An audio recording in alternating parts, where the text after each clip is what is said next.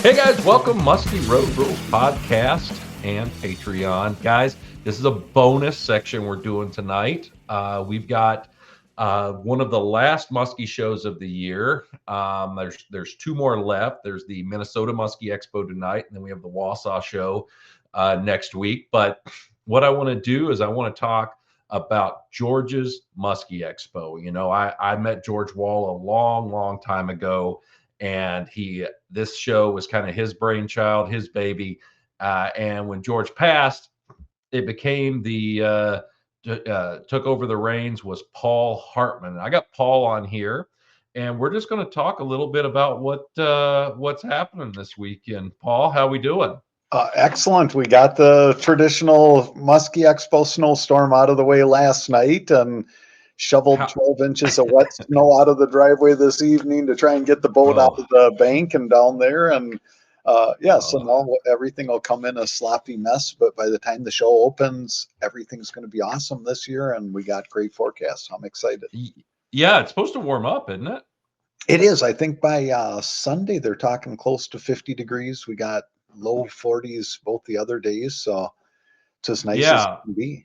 It was just a random snowstorm that came through. You got about 12 inches, you said?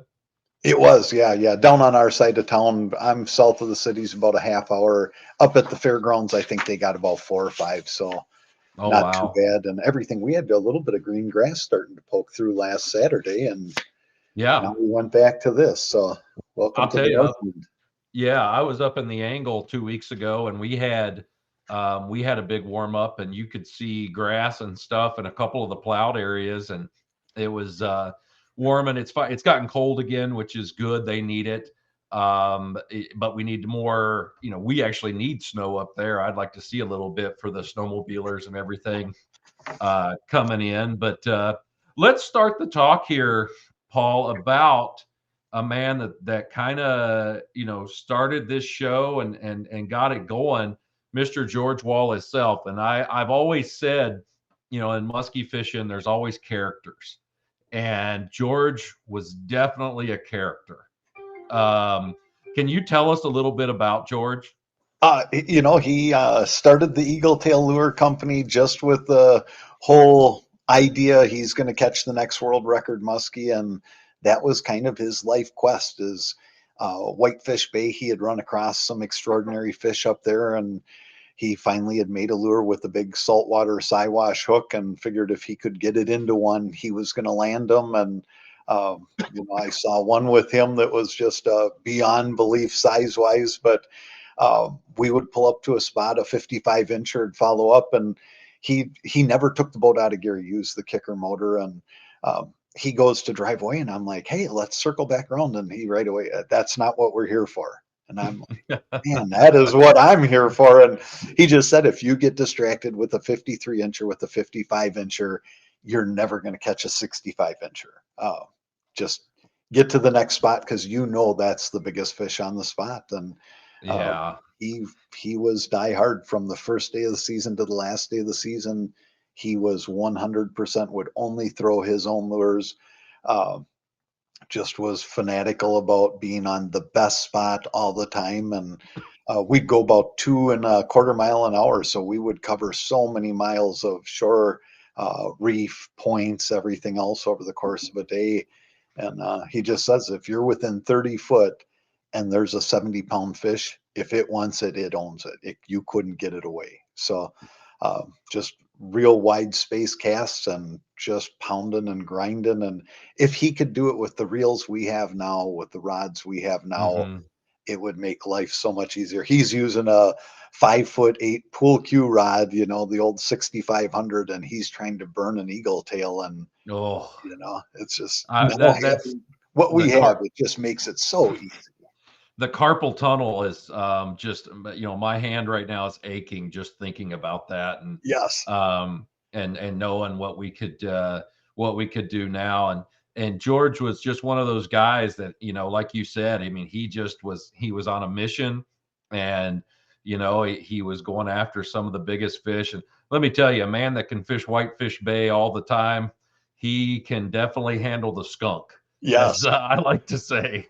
I think at one point we were up there, we had 28 days worth of Octobers without a bite on Whitefish Bay. But in that 28 days, so this is, I think, over a 3-year period that we had accumulated that kind of horrible statistic. But if you took the top 5 fish that we saw during that time, uh, anybody would take them as the best fish of a lifetime. And one of them was just beyond explanation, just a true giant. And so you're there for the chance. And when they show like that, you're in the right ballpark. Just man. And then I think on the 28th day, he had a big bite and missed.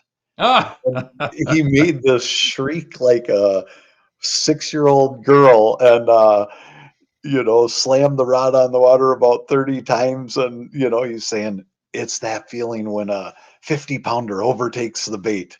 It Mhm. just was like that. And then pretty soon he's like, well, or like when your blade ticks a piece of weed, and like he's trying to talk himself out of Oh, it. yeah. Oh, Being yeah, a you big gotta you fish. gotta make yourself feel better about it. I mean, But that's part of it, and I love that. I love that somebody has that kind of gumption, I guess, and that kinda, drive to do that because that's what it takes. I mean, there's a lot of young muskie guys out right now, and I just don't think they realize what it was.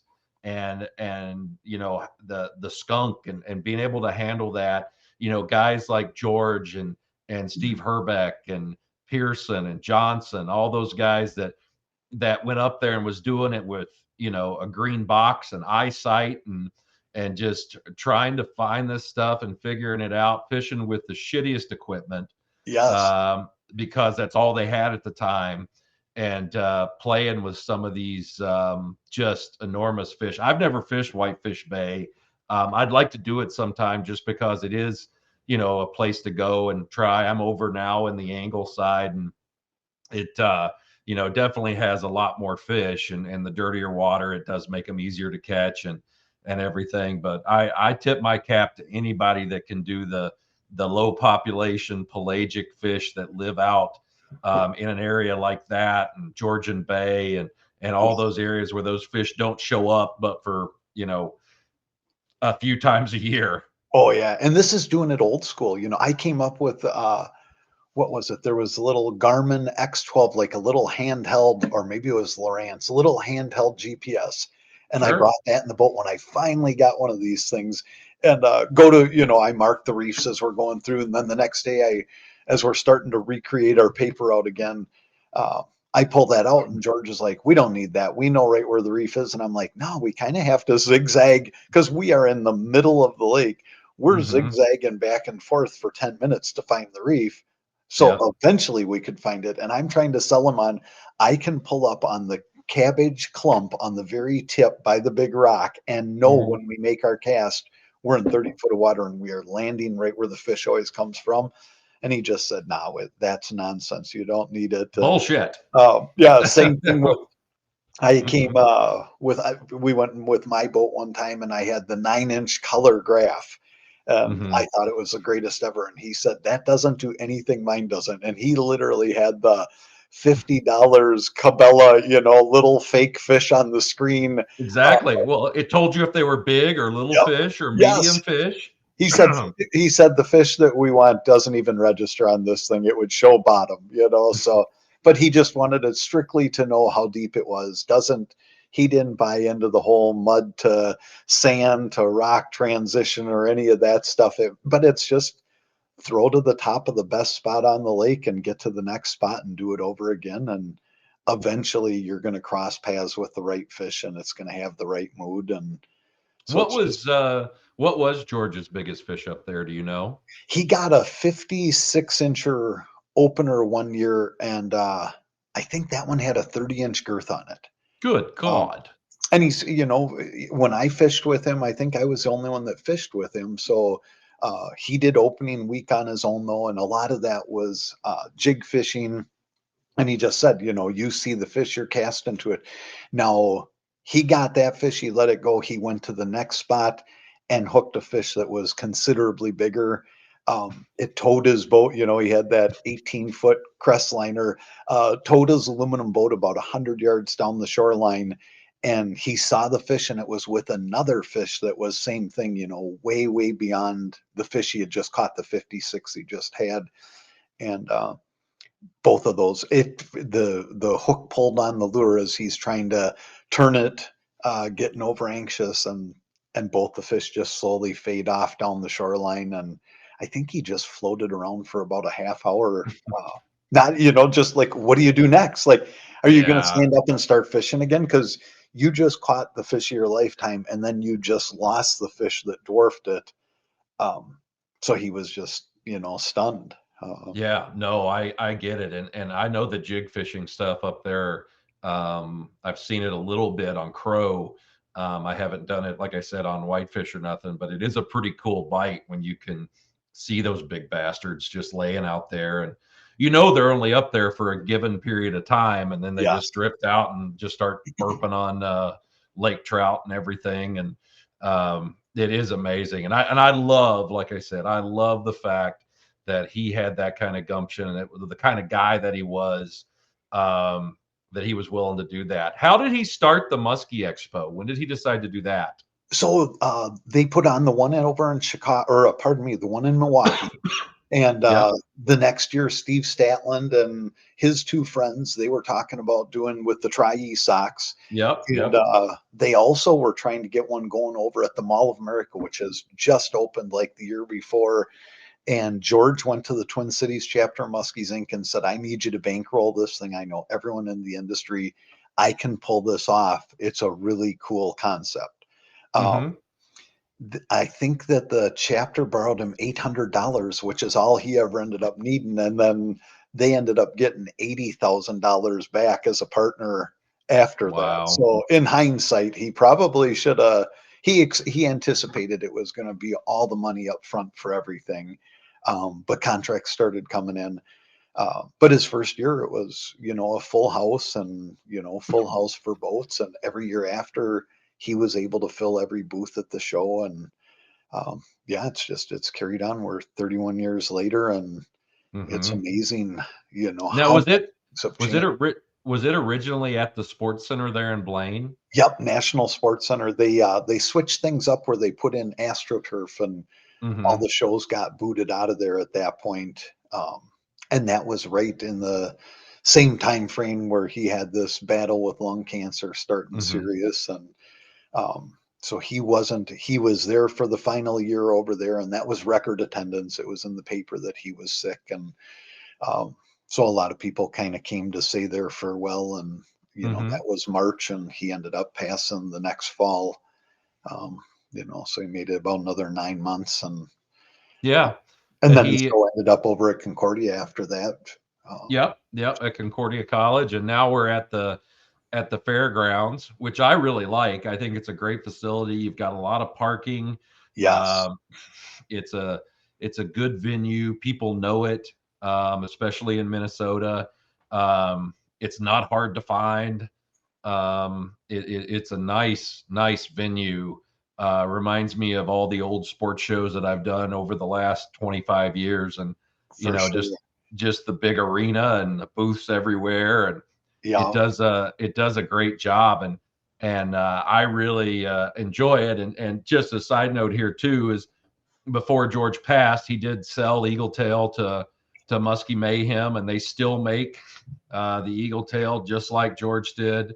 I've been in Brad's shop and watched him bend the bicycle spokes and everything, because a lot of people don't realize those things were made on bicycle spokes. Yes. Yeah. Yeah. He wanted I mean, something you could tow a car out of a ditch with. And oh, it was those things to bend them. I tried doing it some. I'm like, man, you got to have some leverage. yeah. And George was the guy who always liked to do the right thing. So when the word got out that he was selling Eagle Tail, it was the number one producer of 50-inch muskies at the time. Hmm. Um, he was offered double the money by two other companies that he sold it to Brad and Kerry for. And he said the right thing to do is these people, they are right-minded. I really like who they are. I really like Hmm. where they want to take things. I don't ever want to see an eagle tail in a Walmart. I don't ever want to see it in a chain store. Yep, yep. So he wanted it to stay small, stay custom, and be kind of an elite bait. And he said they're the ones who are going to do what I want done with the company. So he sacrificed half of the sale price just to get it to the right people, and they've taken That great care of it. that doesn't surprise me one bit. That is not. Yeah, I totally believe that. What was his last one on the Eagle Tail? And we'll talk about the show. What was his favorite color? Did he have a favorite color? He would so when we'd go up to Whitefish Bay, he'd throw red and flame the entire time. And like the fourth day, he'd say, I got to switch it up. So he'd put on a red and flame eagle spin and fish that for like half the day and then go right back to red and flame. Winnipeg River, he would put on gray and silver and literally keep that on for the entire week. Um, and he just said, so, and then I would be allowed to put 12 baits in the boat. And, at 9 in the morning, he'd say, do you realize you've switched lures, 7 times so far, and I'm 33 casts ahead of you at this point? Oh And, Jesus. and he just said, if a fish wants it, you can't have the wrong lure on. Like they'll eat anything. Just keep the lure in the water. Um, Hmm. so, I mean, he had a theory behind it, and he ground it out right to the end. That that was I fished with Dale Wiley one time about 20 years ago up on the Kawartha chain, and you get in Dale's boat, there ain't no other lures besides a Wiley lure. Yeah. It's just what color and what length are they going to bite, Well, and so here's the superstitious. So George started off a Suic fanatic.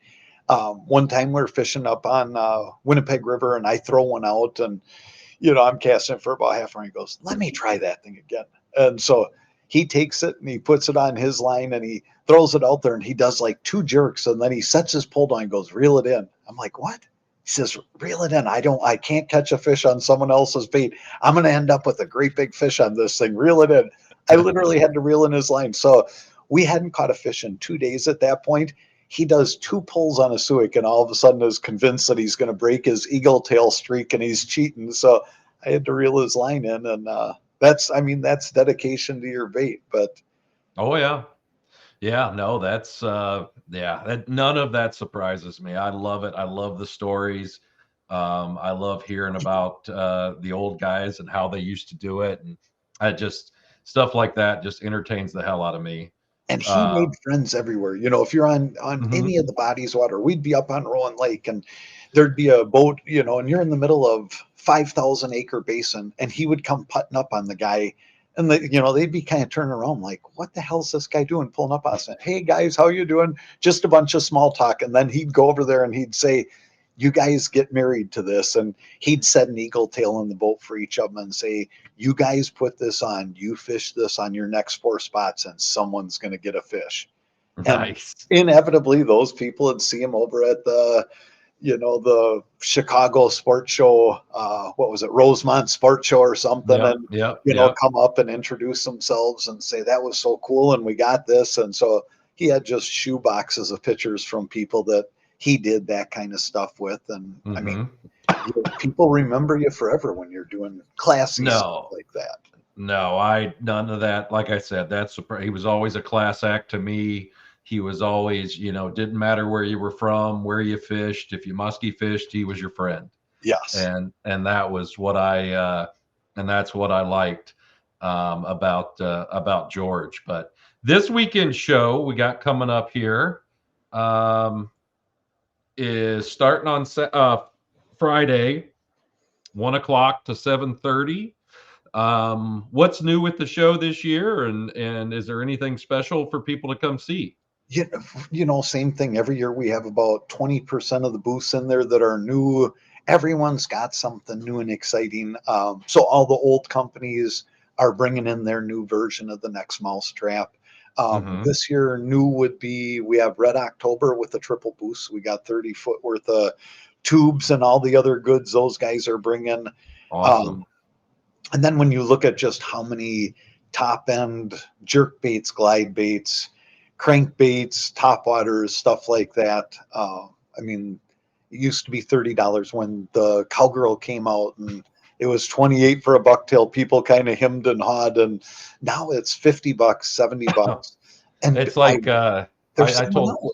yeah, I know. I told somebody one time they were giving away at the Pennsylvania show that we just did a couple years ago. They were giving $25 gift certificates to booths at the show, and I was telling everybody during the seminars, I go, now you can buy half a muskie bait, because that's just the way it is, man. It's true. Uh, they cost that way. I tell you, the guy that's on this podcast with us going to be at the end here, the DSK DSKI lures. He has a really cool bait that he's going to have at the show. It's a soft plastic dive and rise, and it's a really really cool lure. I don't know how many he's got, but I found him at Milwaukee, and I was just, as soon as I seen him, I wouldn't leave him alone because I was asking him all kinds of questions, and I Yes. I threw it down here a little bit when I got home to Kentucky, and looks good. I mean, it's a bait that I'm excited about this year. It's just different. Um, He's got so much good stuff. He has 40 foot worth. It's him and Zilla. They oh, okay, so they have a 40-foot display down there. Both of them just makes, that's that really premium tackle. And it's like you spend a little bit of money. The funny part is you go on a trip, you put that on, and you got 6 rods on the front, and the lure you bought from them stays on one of the rods the entire week, and sure. the other 6 you're sorting through, 4 tackle boxes worth of stuff. And I mean, Yeah, it's no, it's amazing all the stuff that are at the shows this year. And then you're going to have your kids' day too. You guys do the kids' day better than anybody. yeah, Um, that's for the whole show, start to finish, and they go in there, and the kids do really good. So they get to take home one of the, the 1 ounce, the rattle baits you guys are using down mhm. south there. They get to airbrush that up. Uh, Kids come up with some really creative patterns and color combinations, and that they get to make up their own tinsel bucktail. And then we get a bunch of bulldogs and great big paddle tails and stuff like that, and they're able to take horn chunk paint and paint those up. And so I mean, they're coming out of there with a great start to a fishing trip's tackle Sure. supply. And but the kids, it's fun seeing it at the front gate there. Can we? It's like they come through the door and they're just, Dad, can we go to the booth? Can we go to the booth? And he's like, settle down, we'll get there. And of course, it's at the very back of the show, so the entire time the kids are going crazy to get there. Uh, but it's, Tonight, Fishing for Life sets up a trout pond there, and uh, sure. Yeah, Michael. you're the only show that only Muskie show that does have the trout pond, and I remember that from when I was a kid, Yes. going in there and trying to catch a trout and everything. I never could, but they it's always something fun, especially if a kid gets a bite or gets one of those trout on and stuff. It's always a unique deal and something that's pretty cool for them, and it's a great experience. Oh yeah. And it kind of, for the parents, it kind of was like, okay, well, maybe it's a little bit of a babysitting thing here. We'll let Junior go over there, and then I can go talk with my buddies. Yeah. No, it's a So, blast. And for me, the biggest thing of the show, I mean, I love all the tackle. Retail wise, we got Thorns in there. They got what, 100-foot long display there. Team Rhinos in there with 50-foot. We mhm. have Reeds in there with 50-foot. Um, Muskie Innovations, they have a big display right in the front door there. Um, but for me, it's the seminars. I mean, it's Mhm. $17 for a weekend pass. Sit Mhm. down, put a note card in your hand, and jot down 2 tips from each of these seminar speakers. And when you're out there in the middle of July on Mille Lacs on the struggle bus, pull the card out, eat your sandwich, read through it, and think, God, Gregg was talking about that Zilla bait or the DC bait.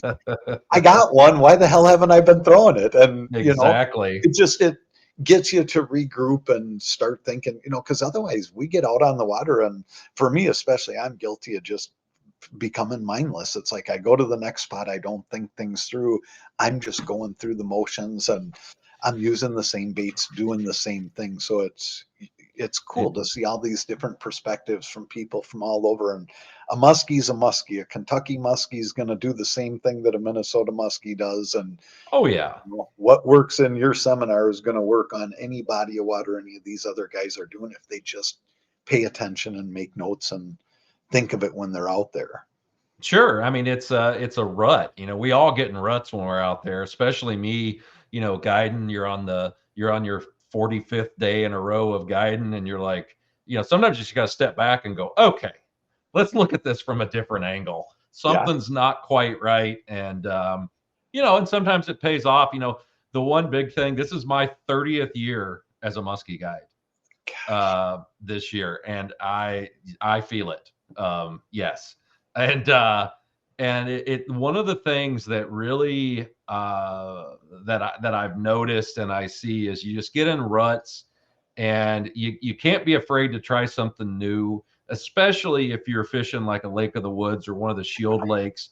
If you're not fishing 4 or 5 new spots a day, then you're probably not doing yourself justice. Yes. Because it's so immense. Canadian water is so immense that you got to keep thinking right there. And I think that's the one thing, is not to get over pressured, not to have an open mind. Pearson years ago used to have that little card that said "think" on it, that had all the different types of structures and lures and stuff like that he would pass out. And I always thought, I still got one, that I always thought was really neat. Well, for me, it's, the Canadian thing, like you said, it's not the spot on the spot. A lot of times I would fish a point, and every time I'd get to shore, I'd take off. And then one day it's blowing hard. So I think, well, I'm going to go down the shore a little and hide from the wind. And Mm-hmm. I see a big fish. And then I go a little further down, and I see 2 big fish. And pretty soon, it's like 2 years later, I don't even hardly fish the point anymore because every boat that goes by is hitting that point. All those fish that I would see but never catch on the point, all of a sudden, 50 yards, 200 yards down the shoreline, Sure. I'm encountering those same fish, but now I'm catching them. And Mm-hmm. yeah, so And it's, it may not be pretty structured, but they're just moving on down, and yeah, something's holding them there, whether the bait or something is holding to that particular rocks, or those, maybe this little couple sprigs of weeds that come out, or this little secondary point that you're like, I mean, nowadays with the electronics that we got, we're able to see a lot of this stuff, which yeah, really does help. And it allows us to do that. And yeah, no, I love it going a little bit farther. But you've got guys here speaking from all over. I mean, you've got guys from Minnesota, Wisconsin, me, wherever I'm from, and a little bit of everywhere. So guys are going to get a good taste of stuff for the seminars.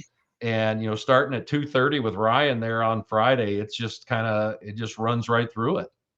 yeah. So for us, it's Friday was always tough to get people in.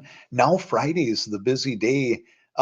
Sunday used to be a little better than Friday. Now Sunday's the slow one, but I'm telling you, the sleeper seminar there is the Ben Olson one where he MCs all the guides. Mm-hmm. Uh, Mm-hmm.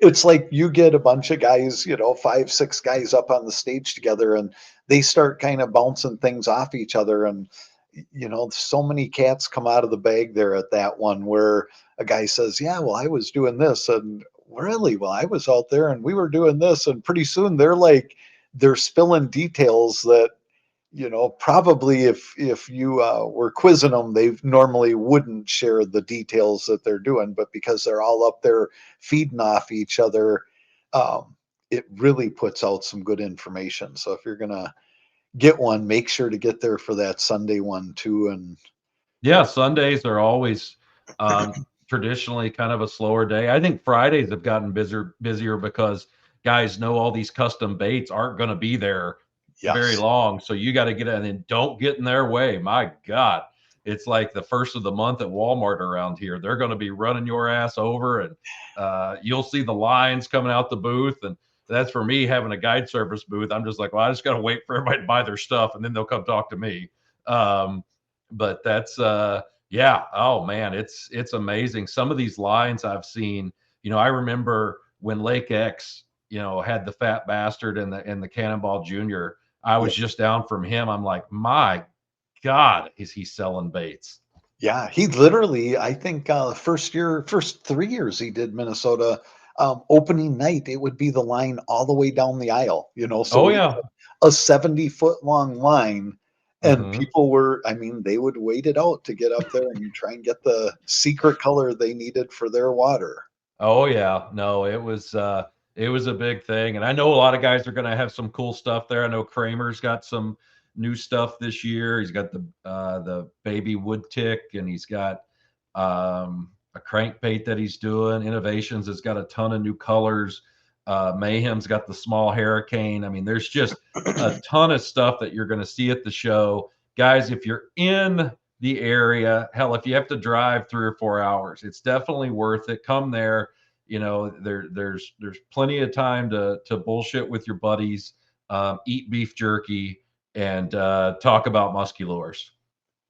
Yeah. The other one, It, Sunday, go into the lure booths and pick the guy's brains. I mean, they're going to give you the sales pitch, but if you tell them I fish Wasota, I fish Mille Lacs, I fish Vermilion, they're going to tell you what they've heard, what people have had success on. If a guy comes back and he's buying 3 white wood ticks with the glow blade, and then brags, yeah. says I'm up on Wabagasset and, we're Hmm. killing them with this. And then you come strolling in 3 days later and say, I'm fishing Wabagasset. We never do anything up there. What would you use? That guy's Hmm. gonna literally hand you 3 more of them and say, "This guy's killing them with it. Try it out." I mean, they want Yeah. I'm you to succeed. They're gonna sell you the best thing possible. Oh yeah. No, they want you to catch fish on their baits. They're not going to bullshit you. And it's not the old time going in the old tackle store with whatever lure has the most dust on it that they're like, baby, right there, it's Yeah, hot. It's been in here for a while. yeah, But no, that's not how the sports shows go. And it's so nice. And I do love it. I've Like I said, I've been doing it. I grew up in the sports shows, and it's you always see new stuff every year, and you meet a lot of really good people too. And I think it's just a great thing. So why don't you tell guys, location, what time we start, and just a little bit that are coming for the first time. yeah. So it's Minnesota State Fairgrounds. You can find it. Google search will get you there for sure. 1 o'clock on Friday, we're open. We're there till 7:30, shutting down an hour early this year, but opening an hour early too. 10 o'clock until 6:30 on Saturday. Sunday 10 till 4. MN hyphen Muskie Expo, Muskie Expo, and that'll have everything on there, all the lineup of who's who, and we have the exhibitor section on there. If you're looking to see if a certain company is going to be there, you'll be able to search through and kind of pre-plan what your path through the show is going to be. And yeah, just get the 3 day pass, come out here, hang out in everybody's booth for a little bit, ask questions. They want to get you steered the right direction. And I mean, that's for you as a guide, that's for the tackle manufacturers, Hmm. the resorts. I mean, everyone wants to see someone succeed because that's how you build business relationships and get people coming back and spending money with you year after year. Sure, sure. Well, Paul, I appreciate you coming on here and talking a little bit tonight. I love the George stories. Those are things that people I know are going to love, and I look forward to seeing you this weekend. I'm actually flying up tomorrow. I got to get up at 4 a.m. to catch a 7 o'clock flight, and I'm going to be at Thorns tomorrow doing a little video stuff with those guys, and then I don't know if I'll get to the show tomorrow or if I'll get to it on Friday, but I'll definitely see you there. John Betty's taking most of my booth with him. Nice, nice. Uh, so I'll be there. And like I said, I appreciate you coming on, and we'll see you this weekend. Thanks for having me. Pleasure to see you. And yeah, safe travels. He's going to be at the Minnesota show. And let's bring him on here. Dakota, hold on, where are you? Hold on. I'm not good at this. So there you are. What's up, Hi, man? how you doing? Oh, I'm good. I'm good. I'm sitting here when I was at not Minnesota, shit. When I was at Pittsburgh, I found there's a guy there. It's Troller. Oh, Troller Trash, I think is the name of it. But he makes these T-shirts, so I had to get one of Michael Jackson holding a Suic with the cover of the Thriller album, and it says Suic Thriller on it. And I absolutely love it. This guy had if you want it, go to trollertrash.com. That's the website, guys. If you want, if you get offended easily, do not go to that website. But he has some of the best T-shirts. I've got this one, and I've got a Patches O'Houlihan one from Dodgeball, and I absolutely love it. And I will be wearing these this weekend because I don't do laundry. So you're coming to the Minnesota show this weekend. What's going on?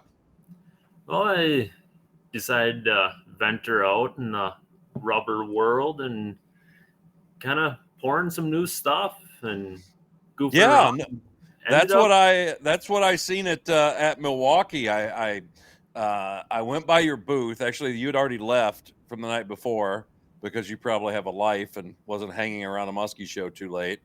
And I walked by your booth and I seen these baits and they look kind of neat. And then like the next morning, I went in there and I kind of asked you about them. And the tadpole, kind of caught my attention. But when you said that you had a soft plastic dive and rise, that one really, really intrigued me. And I think I got a little over aggressive. And you were wondering, why is this Katie Lang impersonator in my booth asking me about dive and rise jerkbaits so much? But you have, like I said, the first one that I've seen, and I actually had a chance to throw it today, and I'm going to show the people right here what this looks like. And this right here is the one that you're calling the joystick, correct? The Joyride. Joyride. Oh, yep. God. I even misspelled it on here. God damn it. Hold on. This is the joystick. You can tell what I was thinking about. That's all right. The Joyride. We're changing it. Look at that. Good. Now I'm not a moron. So tell me the evolution of this. And the other thing is, tell me, how do I grow a goatee like you have? Because a lot of years. I was going to say, when was the last time that was cut, shaved, or burnt with something? Because that is amazing.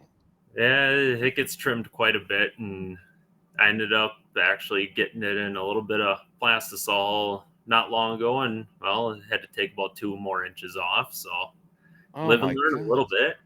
That is the longest goatee I think I've ever seen in my life, besides like Scott Ian from Anthrax.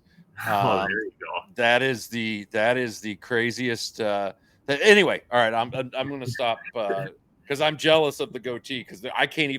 No part of my body will grow hair that long. Maybe my armpit if I get super depressed. But what is? Let's talk about this Joyride. Quit talking about your goatee, goddammit. So the Joyride is a vision that I had when I first got into pouring rubber last year. It was, just messing around. I had a 14-inch paddle tail, and I wanted to make something that I've never heard of or seen, and just wild. Mm-hmm. So my first thought was a dive and rise rubber bait.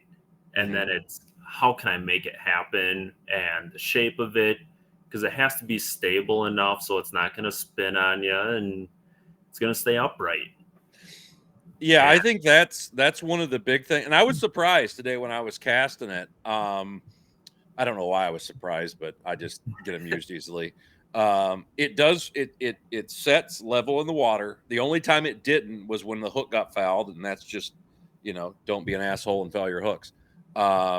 It sets level in the water, and it did exactly what you said. It does not rise fast, but it does rise up. I'll show a little video of it here, as well. and it does have that rise to it, and you don't have to pull it that hard. No, and that's how I design all my dive and rises, whether if it's the wood one, which is my dozer, or the joyride. It's to make it user friendly and not to exhaust you. Mm-hmm. It's meant to be a leisure bait. Nice. Well, that's good because I am lazy. So that's a good deal. So what, with this bait, there's a reason why soft plastic dive and rises, I think, haven't been made before. And I think it comes down to figuring out proportions and Yep. also making that soft plastic float, right? Yes. And getting, see, we talked a little bit there before we recorded, and you were saying it can get wonky and stuff on you, which is a technical term. And it really, because I would like to see this thing even lighter, if you could do it. I mean, I like the way it is now. I think this is, I mean, how deep can you get this thing? I have a feeling this thing will get down 10 feet. Yeah, I've gotten it a solid 8 to 10 feet up in Green Bay already. It was a nice crystal clear day, and you could see it. I was marking it on the graph right in that 8 to 10 foot range. And that's when I wasn't even trying to, horse it down. I was literally fishing this thing hard Mm-hmm. and a lot of hours on it. I believe you could easily get it down, to that 14, 15 foot range without a problem. Sure. Now, I didn't try it today because I was literally casting in a parking lot, a flooded parking lot, because we're up 20 feet right now, and trying to find the clearest water I could. And I was working it around a guardrail. And so I couldn't give it like hard rips and stuff. I don't know. Have you tried giving it the real hard rips to see if if it stays upright and everything? Yes, it does stay upright. The one thing that I had seen is with the nice, steady, slower pulls, it straight lines almost to you. I mean, you get the little off to the side a little bit, but when you rip it hard, it'll kind of like jet out to the side even more and almost twist. Mm-hmm. And I find that to be what's triggering these fish. Mm-hmm. Yeah, I noticed too that when it dives, I mean, it does a sharp dive because the way you've got that head designed on there, when it pulls, it really catches water and it forces itself down, which is why, I think it is the reason why it gets so deep for you. So, like I said, I didn't have a chance to really give it really hard. You can't even get to a dock down here right now. You have to take a boat to the dock to supposed to be where you meet your boat right now. So it for me, it was just on shore playing with it. And yeah, I mean, I really liked the way it worked. I thought this thing looked super cool in the water. And the other thing is you're painting these things as well. I mean, that one there looks way better than anything I'm going to paint. But you're able to actually put some cool paint jobs on them, which I find super, super cool. What got you in? Let's just back up here a little bit. What got you into making musky baits? What's kind of your history here? So when I was younger, it was, learning the airbrush that my dad had got me because I was very good at drawing. And I put it away for quite a few years. And then I got big into musky fishing. I had a lot of baits that were needing new paint and refinishing. So I started doing repaints just for myself. And I decided I want to take this a step farther and kind of see what I could make it become. Mm-hmm. And then it was, buying some blanks, which we all start somewhere. And then it was trying to make things that are my own and just coming up with the wildest, whether if it's a dive and rise that has a unique action versus, you know, what else is already out there on the market, and has a different look to it. And, you know, I do glide baits as well. That it's glide baits to me are just bread and butter, but we all use them. No, sure. I totally get it. What do you do this full time, or do you have a day job, as they'd say? Yeah. So I build baits just on the side, and I work full time, 40 to 50 hours a week, Monday through Friday. And what do you do for a day job? I drive tractor trailer with FedEx Freight. Nice. All right. That's all local, but you never get the goatee caught in the steering wheel? No. Oh, mainly God. in the jacket in winter. Oh God, that hurts. Oh, That's an awful feeling. So, but then what made you want to do the soft plastic stuff? Because the other thing I'll say about the baits that you have right now, they're super clean. So did you make your own molds or have a mold made? I did all of my drawings, because when I first got into soft plastics, I found myself using a lot of paddle tails. And then it's, you know, drawing out everything and sending those drawings and full on measurements to a friend of mine that he mills everything out for me and programs it. It's good to have a friend that does that, because it's not goddamn cheap. No, it's for this stuff. So these are metal mold. You have these aluminum mold. These are aluminum molds, and nice. After show season, it's to check in with them about ordering a few more. Yeah, and get the pouring and for next year. Yeah.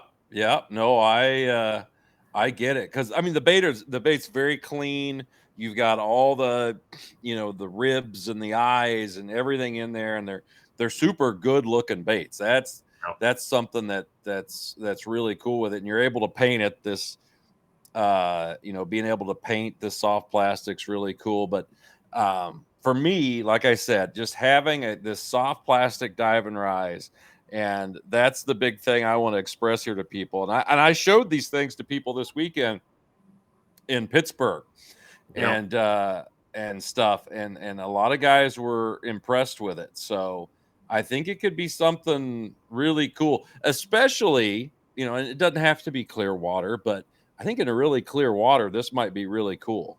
You know, it has that little bit of extra something there that you don't get out of the wood. You've got that little bit of tail movement there, and I've told you I've got some ideas I want to try with it, as far as like some add-ons that I think will look really cool with it. And have you tried to add weight to it at all, or it doesn't even need it? I've added just little bell sinkers, whether if it's an 1/8 ounce or a 1/4 ounce, and it's been holding them pretty much neutral to where you could keep it in the same water column pretty much the entire retrieve. Yeah. You can even add, you know, say a 1 ounce bell sinker, or even the Chaos Deep Threat weights. Those will fit on it, and you can fish it the same as you would like a bulldog or anything like that. So it gives you more options. Yeah. No. It does definitely. And let's talk about your other one here, the tadpole. It is called the tadpole, right? I didn't fuck this up, did I? That one you got right. Okay, good. God damn it, I'm a fuck up. So this guy, I actually have one right here. With me. I got that's my old buddy Chad Kane. He used to call this one the Kotex pattern, and I'll let you guess why.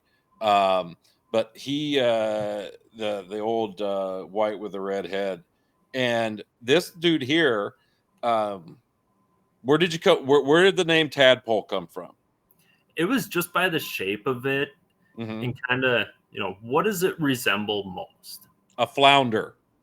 Flounder, that too. Yep. I know that was one of the first things you said in Milwaukee. It's good. Why is this lesbian doing this to me? Yes. It is. So it's a very flat bait for people that can't see this. It's a very flat bait, wide, flat. You do have a screw-in weight here on the belly. Okay, It's yeah. just held in by spring there. Yeah. Are you making those? Are those ones that you're making? Everything is in house. Oh, nice. That I love those weights. I've seen them in other things, and I think those things probably got started with the European swim bait guys making those, because they do a lot of external rigging with those swim baits, and that's the first place I've ever seen those weights. I don't know if someone else did. That they can call me an asshole, but those weights are really cool, and that you can use them in anything. That's the other thing that's so nice about them, is if it's soft plastic, you can use it. And these baits here, I love that kind of floaty, kind of float along, real subtle action in the water. What was the idea for you making these? Well, first I was waiting on, what I needed to make the joyride, and I was goofing around and just flipped the mold a different way, because it's a 2-piece mold, and I ended up with the design of the tadpole. Besides, I ended up taking the dorsal fins off, and they run much better, but it was just to see how the fish reacted to it when I was testing it, and immediately they're very curious on it. And it's just, I think it's enough with the bouncing of the head and that flick of the tail. Mm-hmm. No, it almost looks like a guy this weekend I showed this video to said it reminded him of a fluke, like a bass fluke. Yeah. And that subtle darting, but it also has like that nice glide with the belly. I think there's some things I want to try with this bait too that I think will look really cool. I think this thing could have some good vertical jigging qualities to it, especially with that wide base. It's not just gonna fall straight. It's gonna shoot out to the sides, and you're gonna get that glide when you're vertical jigging with it. I think I'll have to play with where the pull eye is, because I think if I could get that pull eye, and I have an idea for it already, a little further on the back, I think that would make it a really cool vertical jigging. It'd be I got an idea. But no, I and it's so subtle. That's the other thing is, again, this is something too, and I had mentioned to you in the booth, and again, you're going, please stop talking to me. Is the sideways paint jobs I thought would be really cool on this, because it looks like a fish kind of dying in the water. Yeah. And, I took a lot of time thinking about that, and you shouldn't have. Trust me. You shouldn't. I know. Well, with doing this and this kind of business, your mind just wanders like no tomorrow, and all the endless possibilities that you can come up with. Sure. And little alterations. And, but I think for doing the sideways paint job, I do plan on getting more molds of the tadpole, but I think I'm going to have him eliminate one eye, which then would give you, it'd be easier to do that sideways paint job, as you're sitting there trying to, cut the eye off just right. You don't have to do that. Just put another eye down. Well, it's a nipple. Who cares? I have OCD. I gotta say it. So well, I just say, it's a nipple. Whatever. Get over it. Paint it like one too, then. Yeah. So it's that's the thing. I get that. I just thought that the sideways paint job on that, because it does have that dying fish kind of struggling, floating through the water type deal. Kind of like what we did with the dying dog would look really cool on this style of bait. Yeah. And when I was testing this bait, I was messing around a little bit with the weight. Mm-hmm. And if you actually put the weight right in between the hook hangers, Okay. You can see it'd be right about here. Mm-hmm. It'll actually just stay flat. That nose isn't gonna go down at all, and it really hovers. Oh, I'm sure. Like it I'm was sure. just another application of being able to use it a different way. Yeah, no, I love little stuff like this. This seems like a bait that would, when you're working it, and you'd mentioned this to me too in the booth, kind of like the toad, Yep. in doing a lot of up pops with it, and I think that is, I definitely agree with you there. You getting those, get a bunch of up pops and get that thing to hopping. And then that was really what's going to make this bait move around. Yeah. It's got that look to it.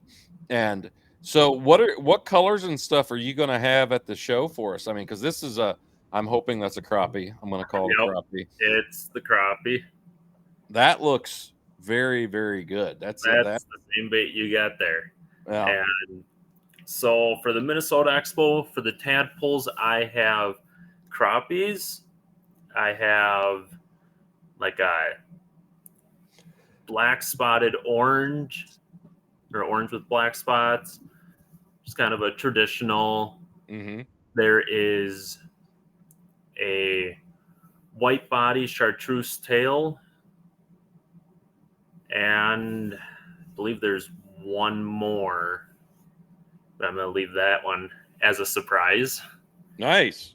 And I only did, was it 9 tadpoles for Minnesota because the way time cut me. And like I said earlier, we always think we're ready, but we're not. Yeah. Do you have any of the joyrides for there? Or joyride. Joyrides, yep. I'd have 24 joyrides. I have some chartreuse, Oh, I like black that. bars. I know you were talking to me about wanting to see some chartreuse, so there it is. No, I like that. Then I got the redheads. Mm-hmm. It's the same pattern in the tadpole that you have by you. Uh-huh. I have the chartreuse tail with the white body. I have glow-in-the-dark crappies. Ooh. Those are very nice looking. Yeah. Do you have like black? I didn't pour any blacks yet. It was on my list, and time kind of got the best of it this year. Oh, I get it. It. But let's say someone can't make it to the show this year. How can they get a hold of you to get some of these baits?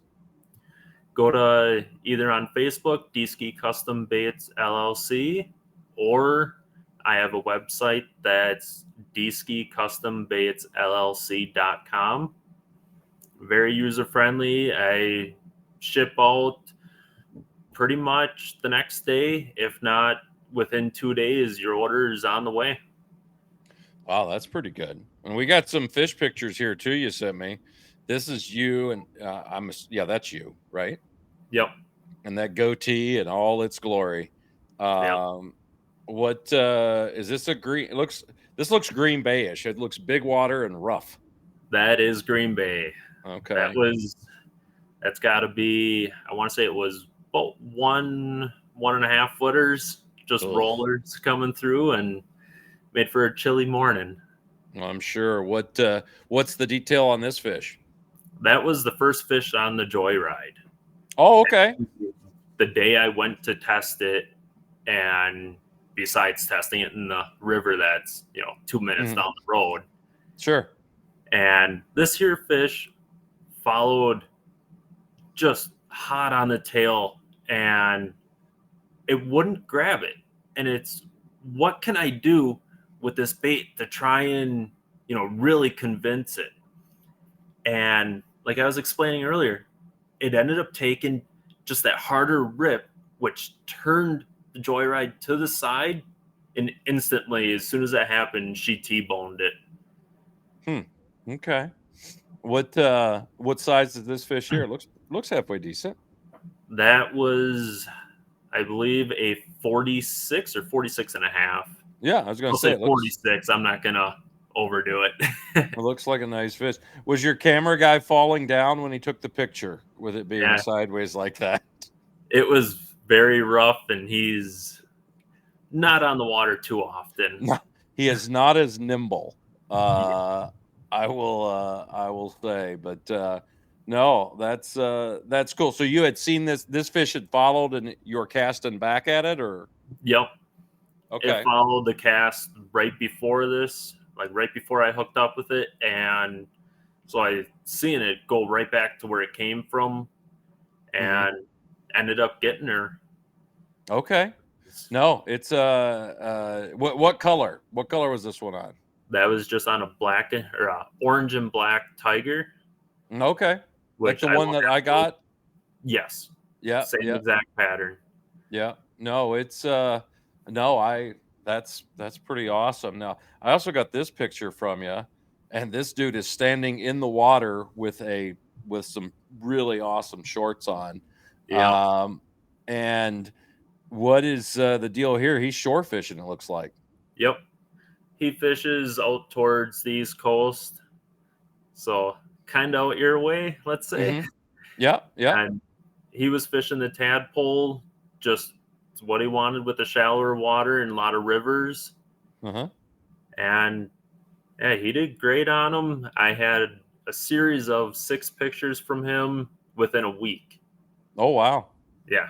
And when I talked to him to be on for my pro staff, he explained to me he goes out at least once or twice a day, Oh, before nice. and after work. Good deal. So now he's shore fishing here. So with the tadpole, is he using it with the weight system in the head like that, or is he Yes, he messing is. around with it? Okay. From All right. what I understand, it's the same weight system right in the nose, and just working it a little bit faster to keep it up higher. Sure. No, I get that. I was doing that today, trying to keep it off a guardrail. So yeah, no, he's gonna have to do that in these rivers. Then there's guys that do this by us as well, that shore fish the creeks and stuff and get some real nice fish. I find it interesting he's able to do that with the plastic and keep it from getting hung up. A lot of guys don't do it because they're afraid they're going to get hung up all the time. But no, that's pretty cool. I really think I really like this stuff. Your stuff was really unique, and it's the one, there's a handful of baits this year. I told guys when they say what's new that you find interesting, and yours is definitely one of them that I've been mentioning, because I think there's a lot that can be done with it. I think it's got I don't, there is no ceiling for it, which I like. And for guys, especially that tadpole, I think guys in that super clear water, that could be something that's, that those fish have never seen before, and it'll have a subtlety to it that they've never dealt with. Yeah. I talked to some guys this weekend that were St. Lawrence guys that fish that mega clear stuff. St. Lawrence, which I don't know if you've ever been there or not. No, I haven't. It's 30-foot visibility everywhere. And it is the clear. I mean, it's just crystal clear. A lot of that stuff is, and that's why I think the tubes work so good out there, is the subtlety and being able to put them in areas and fish them in different spots. It's one of the reasons I'm such a big tube guy and have been for 20 years. And that's something I think the subtlety of yours is going to be pretty interesting too. So I like it. So let's, again, if guys can't be there this weekend and they want to get them from you, tell them the best ways to do that. You can reach out on Facebook to me at D-Ski Custom Baits LLC. And even, if you don't see a picture of what you are looking for, just send me a message and I will get back to you and see what I can do for you. I also have a website, dskicustombaitsllc.com, and inventory is updated all the time. Any new stuff is put up pretty quick. So yeah.